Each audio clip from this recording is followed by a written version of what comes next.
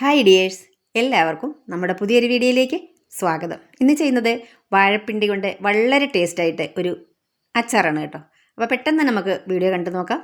അതിന് വേണ്ടിയിട്ട് ഞാനൊരു ഇഡ്ഡലി പാത്രത്തിൽ കുറച്ച് വെള്ളം വെച്ചിട്ട് തിളപ്പിച്ചിട്ടുണ്ട്. ഇതിലേക്ക് ചെറുതായി അരിഞ്ഞെടുത്തിട്ടുള്ള വാഴപ്പിണ്ടിയാണ് ചേർത്ത് കൊടുത്തിട്ടുള്ളത്. ഇതിനി നമുക്കൊന്ന് അടച്ച് വെച്ച് കൊടുക്കാം. ഒരു 10 മിനിറ്റ് ഇതൊന്ന് വെന്ത് വരട്ടെ. ഞാൻ എന്താ ഇത്ര വാഴപ്പിണ്ടി എടുത്തിട്ടുണ്ട് കേട്ടോ. അപ്പോൾ അളവ് പറയാനായിട്ട് എനിക്ക് തോന്നുന്നൊരു 4 കപ്പോളം ഉണ്ട്. ഇപ്പം വാഴപ്പിണ്ടി ഏകദേശം ഒന്ന് വെന്ത് വന്നിട്ടുണ്ട്. ഇനി നമുക്കിതിൻ്റെ വെള്ളമൊക്കെ നല്ലതുപോലെ ഒന്ന് മാറി വരണം. അതിന് വേണ്ടിയിട്ട് ഒരു സ്ട്രെയിനറിലേക്ക് ആക്കി കൊടുക്കുന്നുണ്ട്.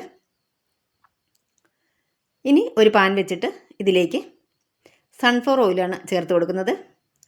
ഒരു 4 ടേബിൾ സ്പൂണോളം സൺഫ്ലവർ ഓയിൽ ഞാൻ ചേർത്ത് കൊടുക്കുന്നുണ്ട്. ഓയിൽ ഇത്രയും വേണ്ടെന്നുണ്ടെങ്കിൽ നമുക്ക് ഒരു 3 ടേബിൾ സ്പൂൺ ആയാലും മതി കേട്ടോ. ഞാനൊരല്പം കൂടുതലാണ് സാധാരണ അച്ചാർ ഉണ്ടാക്കുമ്പോഴത്തേക്ക് ചെയ്യുന്നത്. അപ്പോൾ നമ്മുടെ അച്ചാർ ലാസ്റ്റ് ചെയ്യും, അതുകൊണ്ടാണ് കേട്ടോ ഞാൻ അങ്ങനെ ചെയ്യുന്നത്. ഇനി ഇതിലേക്ക് നമുക്ക് 1 ടീസ്പൂൺ കടുക് ചേർത്ത് കൊടുക്കാം. കടുക് ഒന്ന് പൊട്ടി വന്നിട്ടുണ്ട്. ഇതിലേക്ക് ഇനി വറ്റൽമുളകും കറിവേപ്പിലയും ചേർത്ത് കൊടുക്കാം. നല്ലതുപോലെ മിക്സ് ചെയ്യാം. ഇതൊക്കെ ഇവിടെ ഫ്രൈ ആയി വന്നിട്ടുണ്ട്. ഇനി ഒരു 10-20 അല്ലി വെളുത്തുള്ളി പൊളിച്ചത് ചേർത്ത് കൊടുക്കാം. നന്നായിട്ട് തന്നെ നമുക്കിത് മിക്സ് ചെയ്തെടുക്കാം.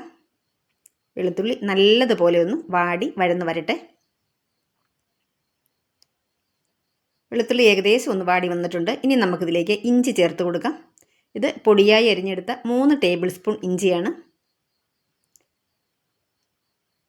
ഇഞ്ചി ചേർത്ത് കൊടുത്തതിന് ശേഷം നല്ലതുപോലെ നമുക്കിത് മിക്സ് ചെയ്തെടുക്കാം. ഇഞ്ചിയുടെയും വെളുത്തുള്ളിയുടെയൊക്കെ പച്ചമണമൊക്കെ മാറി നല്ലൊരു സ്മെല്ല് വരുന്നത് വരെ നമുക്കിത് വഴറ്റി കൊടുക്കാം. ഏകദേശം ചെറിയ രീതിയിലൊന്ന് ഫ്രൈ ആയി വരണം. അതുവരെ നമുക്കിത് വഴറ്റി കൊടുക്കാം. നന്നായിട്ട് മിക്സ് ചെയ്തെടുക്കാം. ഇപ്പം നമ്മുടെ ഇഞ്ചിയും വെളുത്തുള്ളിയും ഇവിടെ നന്നായിട്ട് മിക്സായി വന്നിട്ടുണ്ട്. ഏകദേശം ഒന്ന് ഫ്രൈ ആയി വന്നിട്ടുണ്ട്. ഇനി നമുക്കിതിലേക്ക്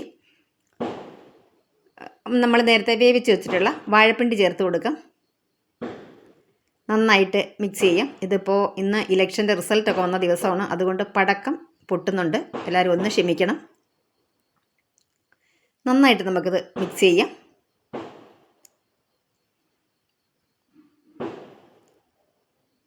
നല്ലതുപോലെ ഈ ഓയിലിൽ കിടന്നിട്ട് ഒന്ന് വഴന്ന് വരട്ടെ. ഒരല്പം ഓയിലൊക്കെ ഇതിലേക്കൊന്ന് പിടിച്ച് വന്നോട്ടെ.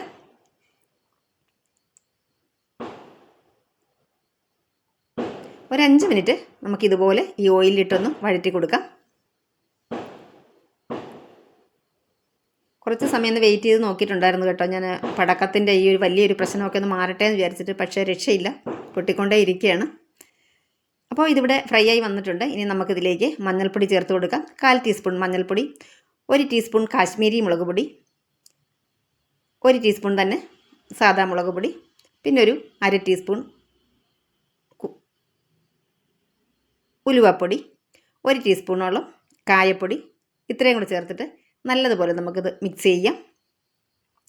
കായപ്പൊടിയുടെ ടേസ്റ്റൊക്കെ ഇഷ്ടമാണെങ്കിൽ കുറച്ച് അധികം തന്നെ ചേർക്കാം കേട്ടോ. അതേസമയം ഉലുവാപ്പൊടി ഒരുപാട് ചേർത്തിട്ടുണ്ടെങ്കിൽ കയ്പ്പുണ്ടാവും.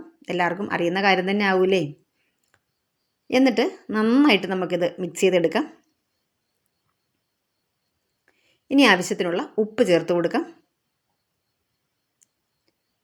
നല്ലതുപോലെ മിക്സ് ചെയ്യാം. അപ്പോൾ നമ്മുടെ വീഡിയോ ആദ്യമായിട്ടാണ് കാണുന്നതെങ്കിൽ നമ്മുടെ ചാനൽ സബ്സ്ക്രൈബ് ചെയ്യാനായിട്ട് മറന്നു പോകരുത്. സബ്സ്ക്രൈബ് ചെയ്യുന്ന സമയത്ത് വരുന്ന ആ കുഞ്ഞ് ബെല്ലൈക്കൺ ഒന്ന് പ്രസ് ചെയ്യണം. അപ്പോൾ ഞാനിടുന്ന അടിപൊളി വീഡിയോസൊക്കെ നിങ്ങളിലേക്ക് പെട്ടെന്ന് തന്നെ എത്തുകയുള്ളൂ. എന്നിട്ട് ആ ഓളെന്നുള്ള ഓപ്ഷനുകളൊന്ന് എനേബിൾ ചെയ്ത് വയ്ക്കണം. ഇനി നമുക്കിതിലേക്ക് വിനാഗിരി ചേർത്ത് കൊടുക്കാം. ഒരു 2 ടേബിൾ സ്പൂണോളം വിനാഗിരി ഞാൻ ചേർത്ത് കൊടുക്കുന്നുണ്ട്. വിനാഗിരിയും ഉപ്പും ഞാൻ ഇത്രയും ഇപ്പോൾ ചേർത്ത് കൊടുക്കുന്നുണ്ട്. ഇനി നമുക്ക് ഇത് നമ്മൾ ബോട്ടിലാക്കി വെക്കുന്ന സമയത്ത് ഞാനൊന്ന് നോക്കും ഉപ്പൊക്കെ കറക്റ്റ് ആണോന്ന്.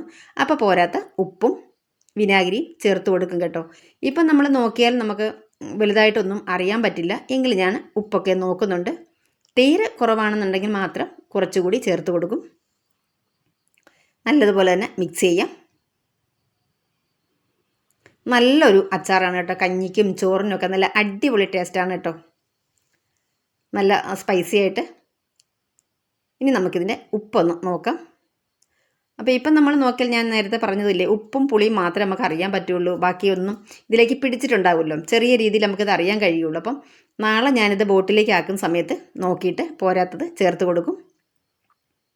പിന്നെ എരിവ് നല്ല കുറവാണെന്നുണ്ടെങ്കിൽ കുറച്ച് ഓയിലിലേക്ക് മുളക് പൊടി ഒന്ന് മിക്സ് ചെയ്തെടുത്തിട്ട് അതാണ് ചേർത്ത് കൊടുക്കുക കേട്ടോ. അല്ല പച്ചയ്ക്ക് ചേർത്ത് കൊടുക്കരുത്.